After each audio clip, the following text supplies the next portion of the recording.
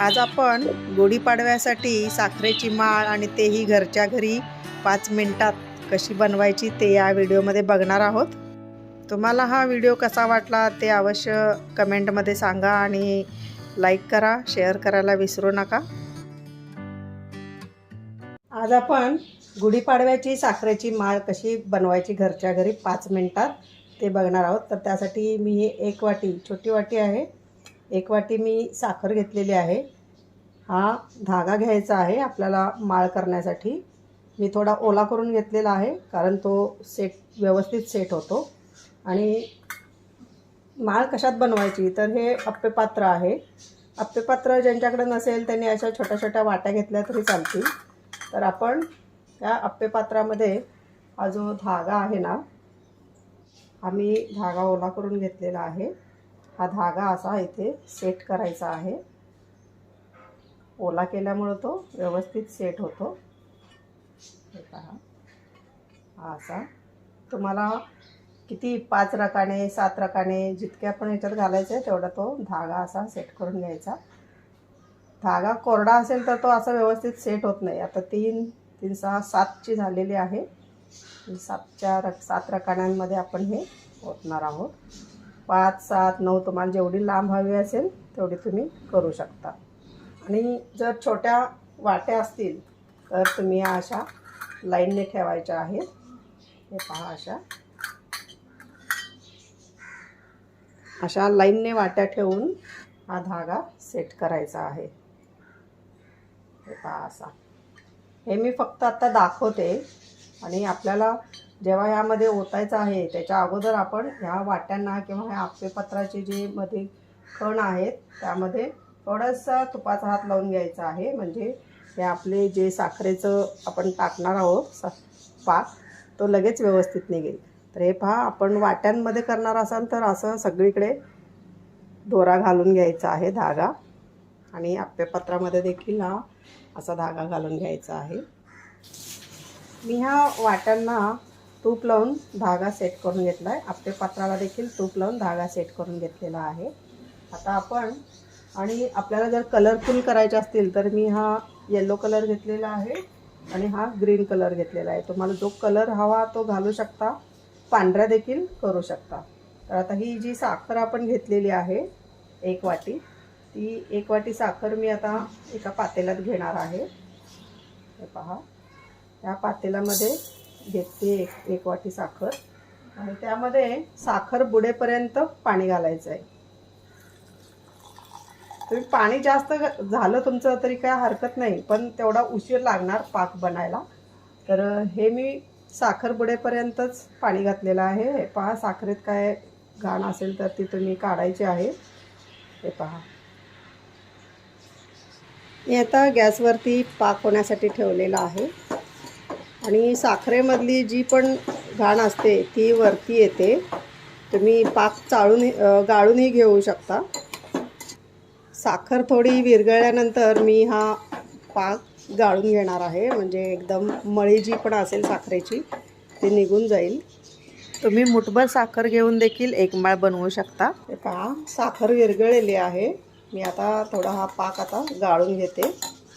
मी पाक गाळून घेतलेला आहे आणि आपल्याला पक्का पाक बनवायचा आहे. आणि पाक झालाय का नाही कसं समजायचं तर आपण एका प्लेटमध्ये पाणी घ्यायचं आहे आणि त्यामध्ये टाकून बघायचा. थोडा पाक असा एकत्र झाला पाहिजे, त्याची गोळी बनली पाहिजे, तिथपर्यंत आपल्याला पाक करायचा आहे. आपला आता पाक आता खूप घट्ट झाल्यासारखा वाटतोय. आपण टेस्ट करून बघूया. पाणी घेतलेलं आहे मी एका प्लेटमध्ये आणि आपण पाहूयात त्यामध्ये पाक टाकून बघूयात. हे पहा, हा असा एकत्र झाला पाहिजे. हा एकत्र होतोय. आता आपला पाक हा तयार आहे. हे पहा, याची गोळी बनली पाहिजे. हे पहा, हा असा एकत्र होतो. त्यामुळे आपण आता गॅस बंद करणार आहोत. आपण हा थोडा ग्रीन कलर घेतलेला आहे. मी या पातेल्यामध्ये टाकते. आपण थोडंसं ग्रीन पाक करूया. आणि हा पाक आहे तो थोडा मी या पातेल्यामध्ये घेते. हे पहा, आपण हे ग्रीन केलेलं आहे. आपण आता छोट्या छोट्या चमच्याने या ज्या वाट्यांना आपण तूप लावून घेतलेलं आहे त्यामध्ये घालूया. हे पहा,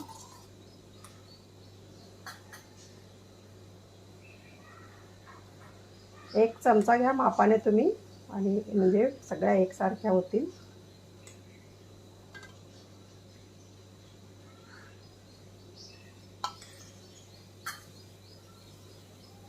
मी एक एक चमचा घालते प्रत्येक वाटीमध्ये.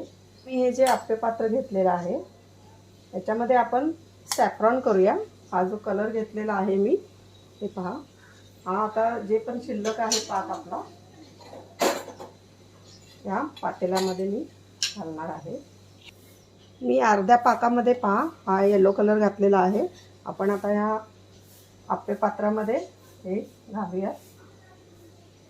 तुम्ही ताटामध्ये देखील हे करू शकता. आपण हे रकाने भरून ठेवायचे आहेत आणि ते थोडं थंड होण्यासाठी ठेवायचे आहेत. थंड झाल्यानंतर हे अलगद आपल्याला काढायचे आहे. आप्पे पात्रामध्ये मी 7 रकान्यांमध्ये घातलेला आहे पाक आणि वाट्यांमध्ये 5 घातलेला आहे. हे पहा, मी इथे ताटामध्ये असा धागा थोडासा मध्ये ठेवून घेतलेला आहे, सेट केलेला आहे.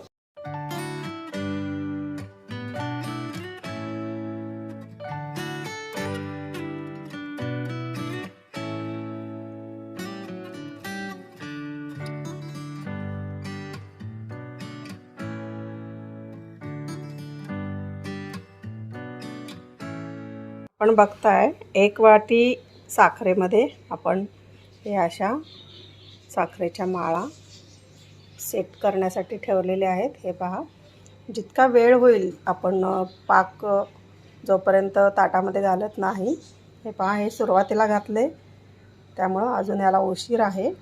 पण जसं जसा पाकाला उशीर झाला घालण्यासाठी तसं ह्या बघा लगेच सेट होत आहेत. जर जास्त पाक पुढे गेला ना तर तुम्हाला पटपट घाई करायला लागते, नाहीतर तो पातेल्यामध्येच सेट व्हायला लागतो साखर. आपण आता पाहूयात, ह्या आपण वाट्यांमध्ये साखरेचं माळ तयार करण्यासाठी टाकलं होतं मिश्रण. चांगल्या बऱ्यापैकी थंड झालेलं आहे. आता हे थोडंसं चमच्याने आपण हे सोडवून घ्यायचं आहे. हे पहा,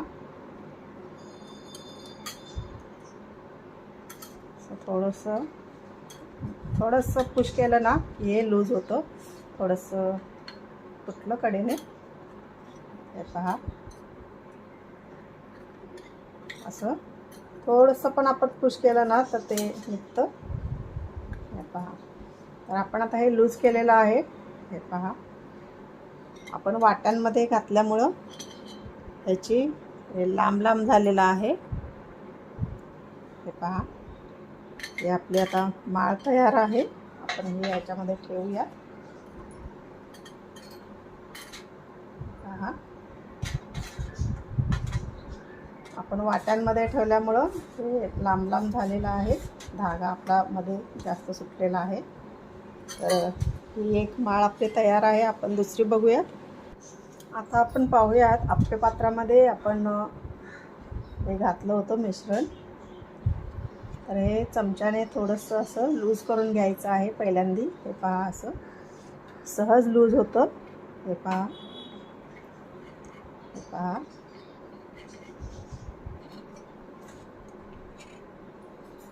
हे पहा, ही सुंदर अशी आपली झालेली आहे माळ, बघू शकताय आपण. तर आपण आता ही ठेवूया ट्रेमध्ये. हे पहा,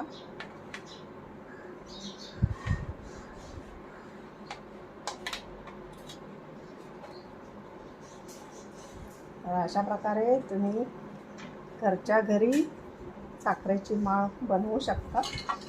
हे पहा,